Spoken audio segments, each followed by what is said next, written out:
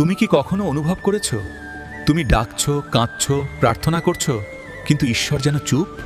গ্রামের এক যুবক ছিল, নাম অনিরুদ্ধ। ভক্ত ছিল, নিয়মিত প্রার্থনা করত, কিন্তু তার জীবনে একের পর এক আঘাত আসতে লাগলো। ব্যবসা ভেঙে গেল, বন্ধুরা দূরে সরে গেল, নিজের মানুষও বলল তোমার ঈশ্বর তোমাকে বাঁচাতে পারছে না। অনিরুদ্ধ প্রতি রাতে প্রদীপ জ্বালিয়ে বলতো, প্রভু, আমি কি ভুল করেছি? আপনি কেন চুপ? কিন্তু উত্তর আসতো না, শুধু নীরবতা। একদিন ভীষণ ঝড়ে তার পুরনো ঘর ভেঙে পড়ল। সে ভেঙে পড়ে কাঁদল, এটাই কি শেষ? আপনি সব কেড়ে নিচ্ছেন কেন? কয়েকদিন পর গ্রামের এক বৃদ্ধ বললেন, ঝড় যদি পুরনো ভাঙা ঘর না ভাঙতো, তুমি কি কখনো নতুন শক্ত বাড়ি বানাতে? এই কথাটা তার মনে আগুনের মতো জ্বলে উঠল। সে বুঝল, ঈশ্বর যখন নীরব থাকেন, তখন তিনি ভিতরে ভিতরে কাজ করেন। অনিরুদ্ধ নতুন করে শুরু করলো, আর এবার সে শুধু ফলের জন্য প্রার্থনা করলো না, সে শক্তি চাইল, ধৈর্য